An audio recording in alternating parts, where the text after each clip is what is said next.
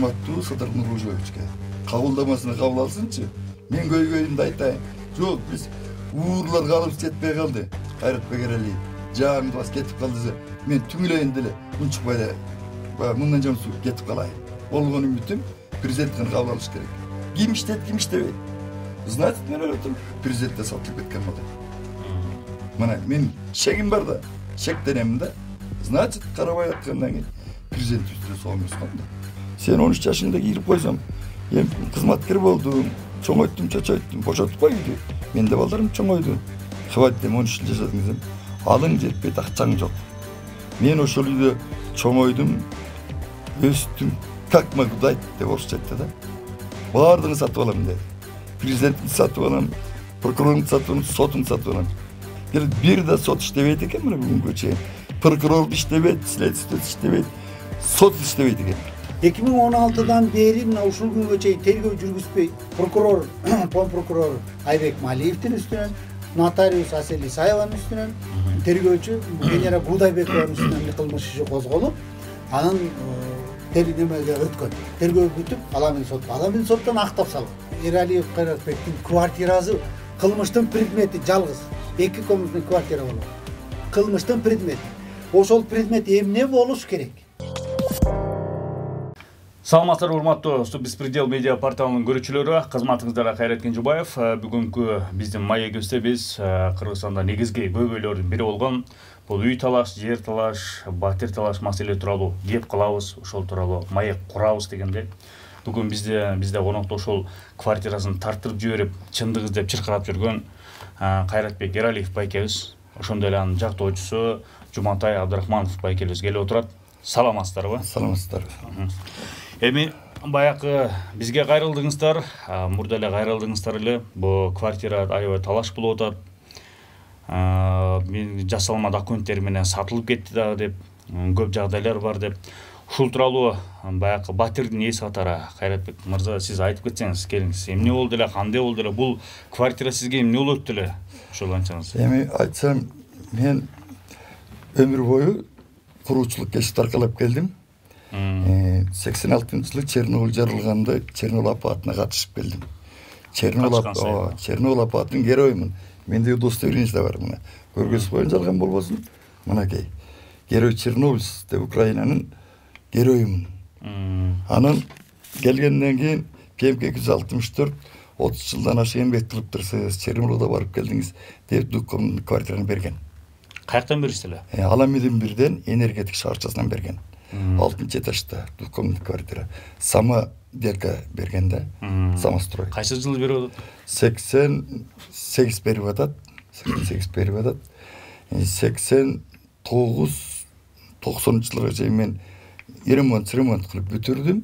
95-жылы мен менчиктештирдим. Менчиктештирип коюп, августтун 12-си күнү үчүндө менчиктештирип, кыстылык тебин жастырып коюп, сентябрда Айбек Азизович Малиев. Үй жок, 13 жашар бала болчу. Энеси үй жок деп болгон. Жөн эле устуна кирип койгом. Эми кирип. Ким болот ал сизге? Балдызым болот. Балдыздын баласы Айбек Азизович Малиев. Арсланбек Малиевке фамилиясы кандай, тууганчылыгыңыз бар ошо? Мен Арслан Малиевдин бир тууган жездеси болом. Тигил бир тууган жээни болот. Айбек Малиев. Айбек Малиев.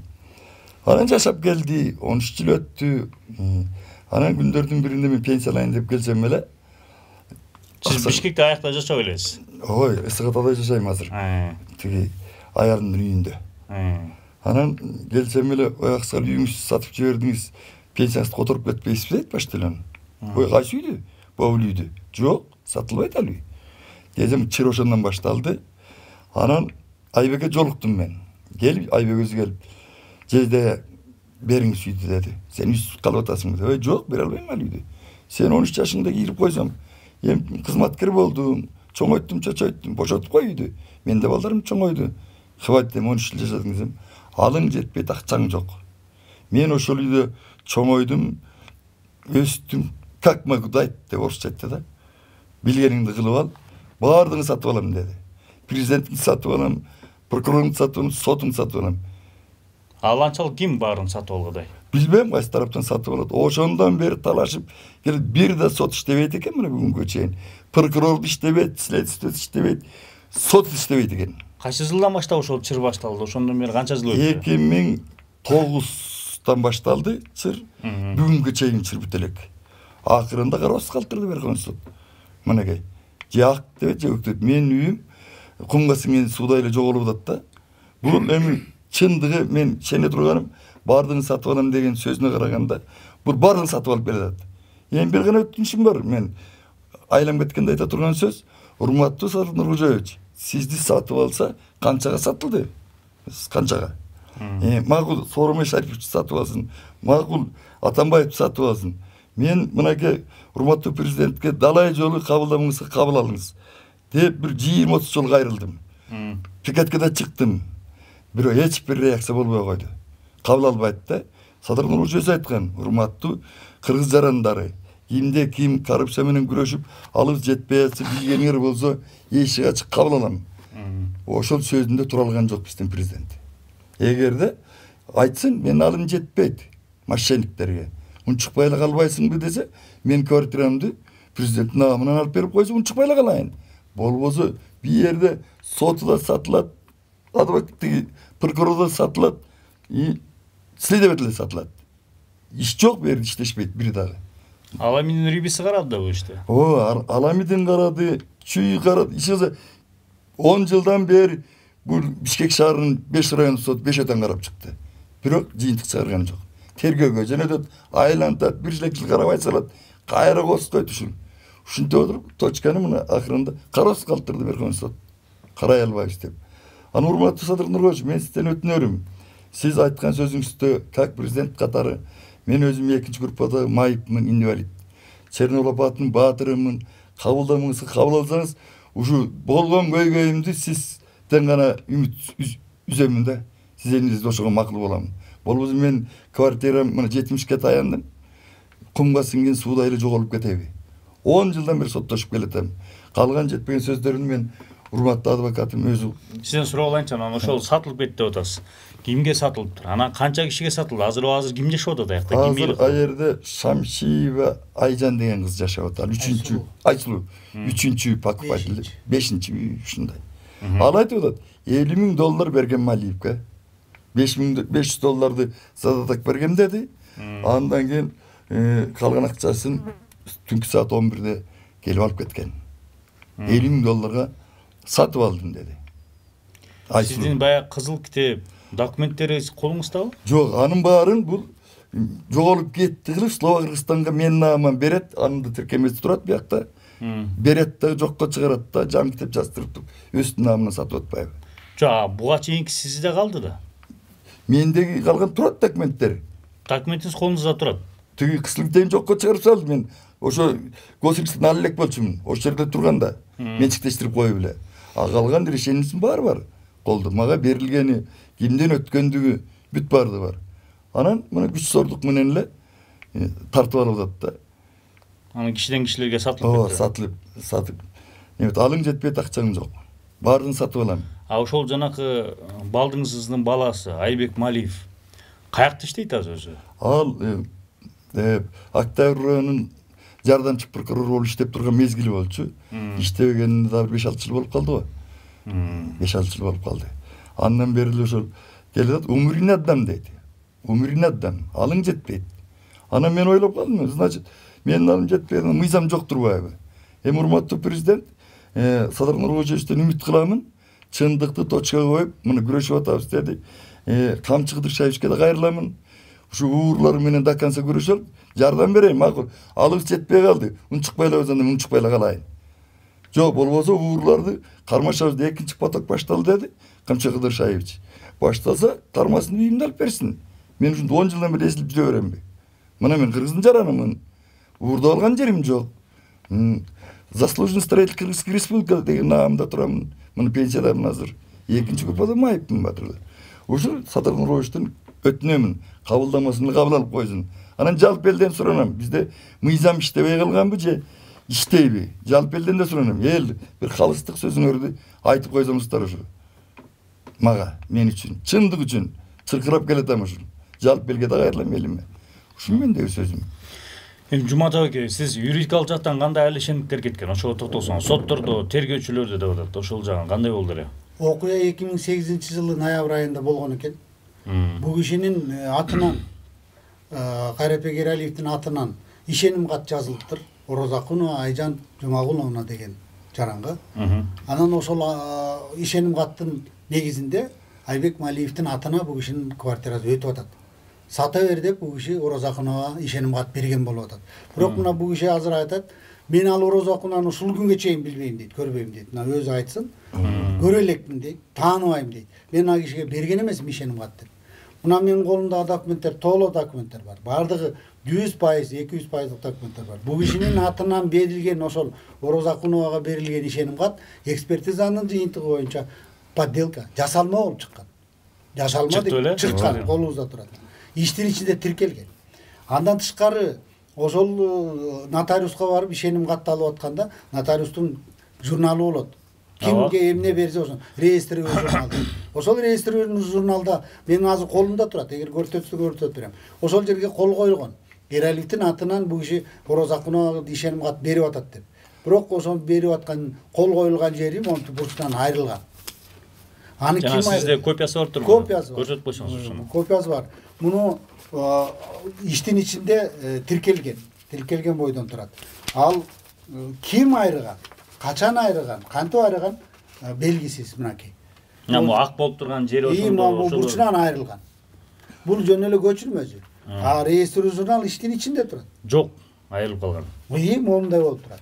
Бул биринен, экинчисинен ошол эле кылмыш иши козголгондо бул кишини бойдок деп жаздыртып. Бул киши якобы мен бойдокмун деп жазган. Ошондо бойдокмун деген арызды да бияка тиркейт да, жазат журналга. Мына ушул жерде жазылган, бул жерде ким кол койгон? Эч кимдин колу жок. Бойдокмун деп бул киши арыз жазыптыр, бирок эч ким кол койгон эмес. Ал арызды да бул киши жазган эмес, адагы подделка. Адагы жыйынтыгы бар, экспертизанын жыйынтыгы турат бизде мынакей. Экспертизанын жыйынтыгы бар. Мына подделка болуп чыккан, мына жерде турат. Мына жыйынтыгында жазылып турат. Эми ушундай жагдайлардын баардыгы бул бериле чети. Ушулардын баарын карап туруп, Аламедин райондук соту убагында Балагазиева деген, Аида Балагазиева деген судья актап салган. Тиги тараптарды актап салган. Ойго эч кандай подделка жок деп туруп актап салган. Моундай далилдерге карабастан туруп. Аламедин соту актап салган. Аны биз эми макул болбой Чүй область сотко жазганбыз. Чүй область сот Аламедин соттун чечимин жокко чыгарып туруп, кайра тергөөгө кетирген. Тигилер жана соттолуучулар ага макул болбой жогорку сотко жазган.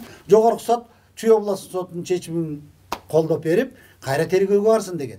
2016-жылы. Көрдүңүздөрбү? Мен 2012-жылы бул кишиге жолугуп атам. 2008-жылы болгон окуя боюнча. 2016-дан бери мына ушул күнгө чейин тергөө жүргүзбөй атайлап создуктуруп, тияка ыргытып, бияка ыргытып, ошентип жүрүп отуруп, срок давности баягы мөөнөт эскирип кетиптир деп бир иш чыгып салды.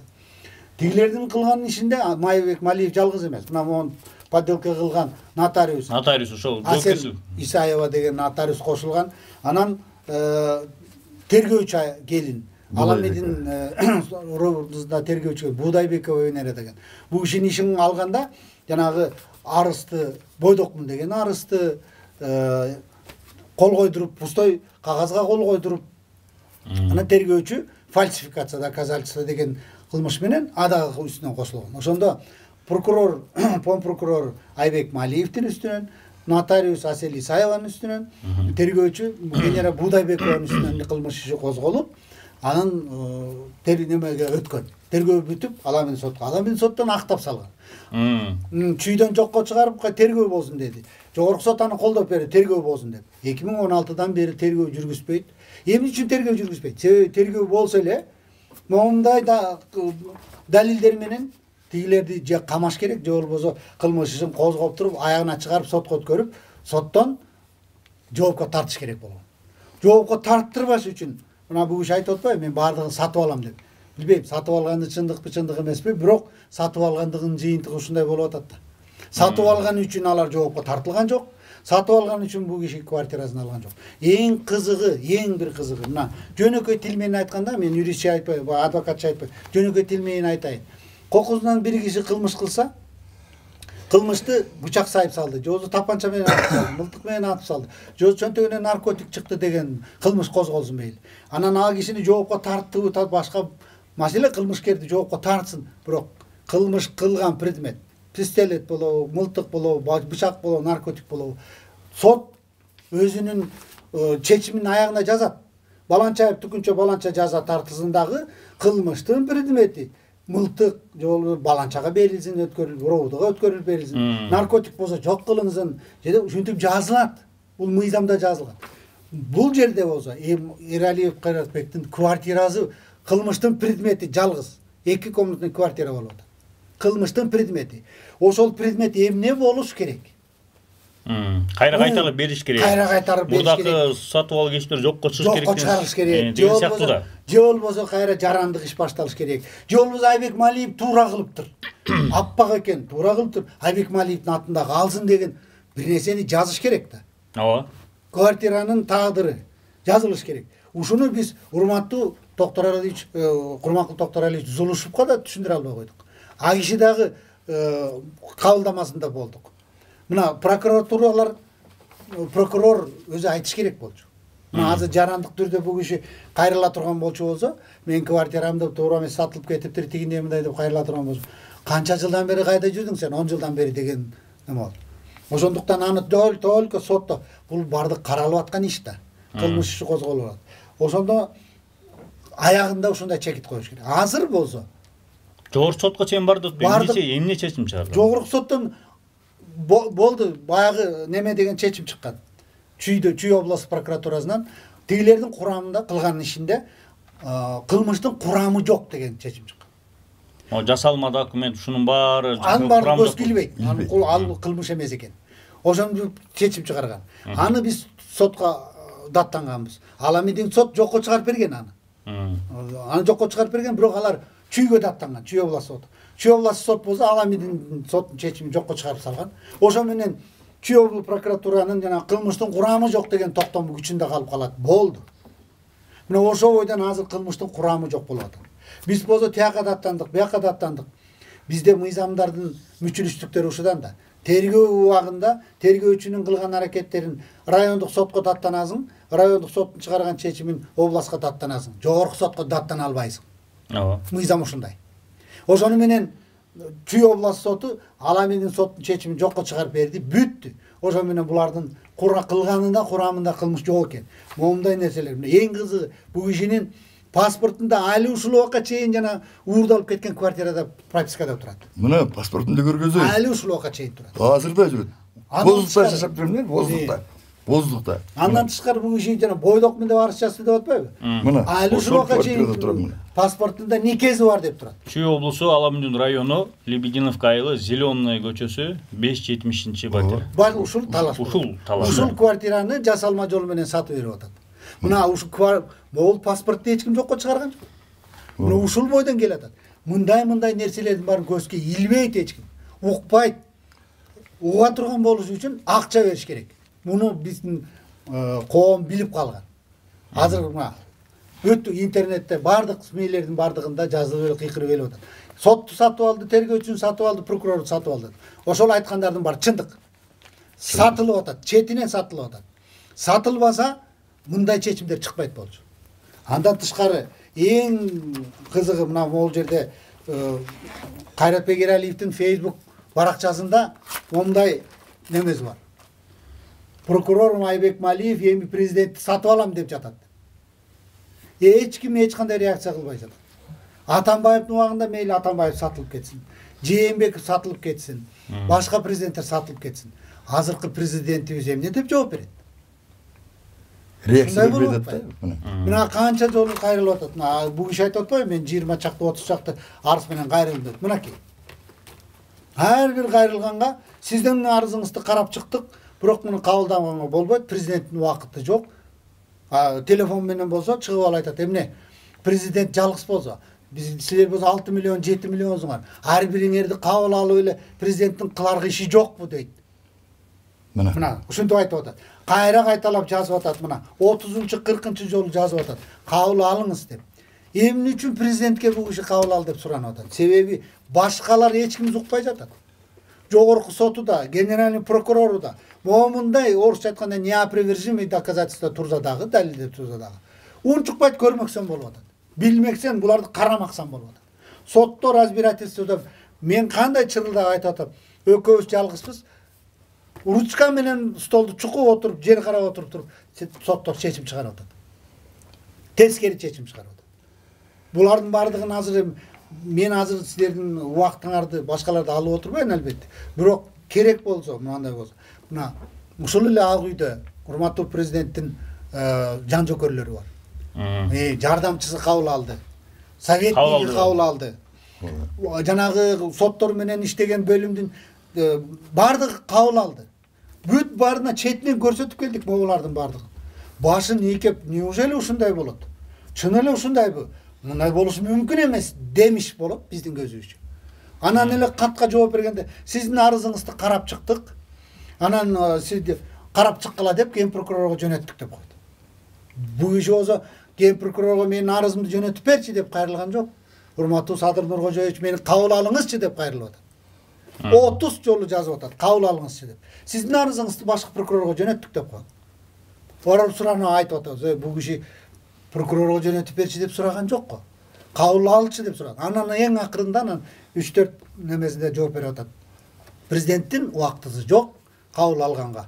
Ошондуктан жарандык кабылдамага баргыла, минткиле анткиле деп. Алардын баарын өтүп чыктык да. Барган менен азыр мына пикетке чыкканга да болбойт деп койду. Мойнуна ийилип алып, урматтуу Садыр Нуркожоевич кабыл алууңузду суранам деп да плакат илип жүрдү. 1,5 жыл жүрдүм. Суукта жүрдү, резиденциянын астында жүрдү, мен жанында жүрдүм. Камчыбек Кыдыршаевич бир жолу көрүп алып, машинесине салып келди. Салып келди. УКМКга салып келди. Салып келип туруп анан бир полковнигине тапшырыптыр. Бул кишинин көйгөйүн угуңуз да тынчтык чыгарыңыз деп. Полковник бизди кабыл алды. Мына ушулардын бардыгын көрсөттүк. Полковнигине көрсөтсөк, баарын карап алып, соттон чечим чыккан турбайбы, биз эмне кыла алабыз? Болду, Кыдыршаевич кийинки көргөнүндө унчукпай калды. Ташип машинеси менен жанынан өтүп кетет. Ак үйгө кирип баратканда плакаты менен турат, кабыл алыңыз деп. Урматтуу Камчы Кыдыршаевич жанынан өтүп кетет, карап. Уже дежурный болуп калды бул киши. Эч ким көңүл бурбай калды. Биздикилер азыр эмне дейт? Мына Ак үй менен Көк үйгө сотторго барсаң, ыйлаган эле кишилер. Силер баягы дежурный чал келиптир. Бул өзү крышасында тура эмес. Бул кишинин үстүнөн 2 кылмыш ишин козгогон. Чернобылга барганың жалган. Сен подделка кылыптырсың. Тигинтиптирсиң. Ким козготтур атат аны? Айбек Малиев. Ана канча соттоштуңар ал менен? 9 жыл дегенде актап чыкты. 9 жыл дегенде акталган. Киевден О, документтерди баарын көрүп турса дагы. Көрүп туруп 6 жыл соттоп, 3 жыл словно берип, 1,5 миллионду мамлекет төлөйсүң деп чечим кабыл алып, алардын соту. Анан Киевден чыкыртып атып, кагазым келгенден кийин аргасынан актап беришти да булар. Бунун үчүн акташты. Болбосо мен 3 жыл словно кесилип, 1,5 миллионду мамлекетке төлөй турган болуп калгам мен. Ана Киевден мындай архивден келди. Он герой Чернобыль, герой Украинанын. И действительно участвовал, баланча иренген алган. Деп келгенден кийин акталдым да. Мына Жумутай Сариевич кыйкырып өкүрүп, ого кастарды калып барасыңар, муну канча жок кыласыңар деп отуруп. Мына араң акталып чыктым. Ал эми район сотубу? Ооба. Ал эми район сот бул кишини 6 жылга кесип салган. 3 жыл шарттуу деп. Аны чүйгө келип, чүйдөн жокко чыгардык. Аны жогорку сот колдоп берди, актап берди. Эми азыр бир 2 соос менен айтып атабыз, жокко чыгардык. Бирок чындыгында 9 жыл жүрдүк. 9 жыл дегенде актап чыктык. Андан тышкары сен менин үстүмөн жалган арыз жазгансың. Мен сенин эч кандай квартираңды уурдап алган эмесмин деп Айбек Малиев экинчи кылмыш ишин козготкон. Ал эмне болду ал иши? Ал иш боюнча дагы тергөө жүрүп отуруп 5 жыл дегенде актап чыкты. Азыр ал кишилер ал иштен дагы бул иш акталып чыкты. Акталсын, эч кандай күнөөсү жок. Бирок квартираны укпайт, көрбөйт, карабайт. эми жанагындай болуш керек да. Мейли Айбек Малиевди, Орозакунованы, тиги Удайбекованы Исаевалар жоопко тартпасын. Мөөнөт эскирип кетиптир, башка болуп дегенде квартира эмне болуш керек? Эгерде алар жоопко тартылбаса, акталыш керек. Эгер акталса, анда квартира жөнүндө суроо вопрос өчөт. Анткени алар аппак да. Болду, бүт. Эгерде акталбаса, мөөнөт эскирип кетти деген сөз, ал акталууга жатпайт. Жозо дагы башка бир нерсени менен шылтоо менен келип туруп өтсө, квартира демек эмне болуш керек? Жарандык түрдө каралыш керек. Же болбосо Айбек Малиевдин атында калыш керек. Же болбосо кайра Эралиевдин атына берилиш керек. Кийинки болгон сделканын бардыгы жокко чыгыш керек. Бир нерсе деп айтыш керек. Бир нерсе деп сот айтыш керек. Момундай болсун деп. Таптакыр эч нерсе жөнүндө айтпай жатпайбы? Мына ошодон биз неме алып атабыз. Мындай болушу мүмкүн эмес. Азыр чыгып алып любой адвокатка, прокурорго, сотко же мындай орусча айтканда за кулисами айтсаң таң калат. Койчу, ошондой да болобу? Мындай болушу мүмкүн эмес дейт. Тарыхта болгон эмес дейт. Бирок мүмкүн да. Мына мүмкүн болот. Мүмкүн экен. Мына азыр болсо бул киши жогорку сотко чейин мына жаңы ачылган жагдайлар боюнча да жазып отуп бүт бардык жерден отказ алдык. Эми бир эле президент калды. Эгерде урматтуу Садыр Нуркожоевич кабыл алып бул кишини, олардын баарын көрүп, тигилер жоопко тартылбаган күндө дагы квартирасынын маселесин карагыла деп койсо, кайрып бер деп аткан жокпуз. Карагыла. Карасын да. Соттор карап баштасын, анан талашып тартышабыз. Анан могул далилдерди көрсөтөбүз. Эгер биздики туура эмес болсо, соттон отказ кылсын. Мейли анда биз бээрден жаңылып турбуз деп биз жеңилип калалы. Бирок мындай болушу мүмкүн эмес да. Жеп аткан токочуңду колуңан жулуп алып туруп, мен жеп коем. Не деген шундук? Азыр сүйлөсө эле элдин бардыгы, бийликтегилер сөйлөсө эле укмуш адам укугун биз коргойбуз, укмуш мамлекетте жасап атабыз, укмуш болуп атат, коррупция менен күрөшүп атабыз деген. Жок, бардыгы жалган. Жалган болуп атат. Мынакей. Күрөшсө могу жерде жатат коррупциянын. Эгер ушунун бардыгы кайра келсе, эмне үчүн актаган? Ким актаган? Эмне үчүн сүйлөп жүргөн? Кандай жыйынтык чыгарган? Анын үчүн чечим чыгарбай койгон деп туруп, ар бирин тартсынчы. Кеминде 50-60 сот, прокурор, тергөөчүлөр жоопко тартылыш керек. Бирок алардын баарын бизге кереги жок. Жок дегенде квартирасын кайрып берсин. Жок дегенде ошо квартирасынын маселесин кайра карап баштасын. Ушул эле. Кошумча алымчаңар болсо. Эми мен кошумчам бир гана кайрылам. Урматтуу Садыр Нуркожоевичке кабылдамасына кабыл алсынчы. Мен көйгөйүндө айтайын. Жок, биз уурлар калып жетпей калды. Кайрат Бегералиев жаагымды басып кетип калды. Мен түңүлөйүн деле унчукпай эле мындан жаман кетип калайын. Болгон үмүтүм президенттин кабыл алыш керек. Жана элден сурарам, эл чындыкты президентке жеткириш керек. Жетпей атат, жеткирбей атат. Жана жанындагы аппарат жетекчиси, балекет түлөкөттөр вообще жеткирбейт. Акырында айтып калмага. Ой, Садыр Нуркожоевич 7 миллион кишини бирден кабыл ала албайт деп. 7 миллион жасалган жок да. Мен көйгөйүм асаныңар болсо, кайрылган кыргыз жараны кабыл аламын. Эч ким ачыктап айтканда президентибиз өзү. Түй коррупциялердин билсеңер айткыла, жардамдашкыла, түп тамырынан бир жок кылалык деген президент өзү айтты да. Эми ошо кабыл алып койбойбу? 5 мүнөт убакыт экен. Ким иштейт, ким иштебейт. Значит, мен ойлотум, президентте сатылып кеткен го деп. Мына мен шегим бар да, шектенемин да. Значит, карабай аткандан кийин президентибизде сол эмес го да. Мен ушундай тиянака жеке мнением да. Мен ушу кабыл алсын өтүнөм ушул. Мен суранышым. Мен эми айтарым, урматтуу бизди карап отса, урматтуу Садыр Нуркожоевич, чындап эле мүмкүн болсо кабылдамаңызга кабыл алсаңыз. Мен эми биздин деп сүйлөгөн себеби бул кишинин кызыкчылыгын жактап аткандан кийин биздин деп сүйлөп атам. Бизди кабыл алып туруп, көйгөйүбүздү уксаңыз, анан сиз бир жыйынтыкка келбесеңиз, башка эч жактан жыйынтык чыкпайт. Экинчи, урматтуу эл журт, мына көрүп отурган, бизди угуп отурган эл журт, өзүңүздөрдүн оюңуздарды айтсаңыздар, жазсаңыздар, бул жерде кимдики туура?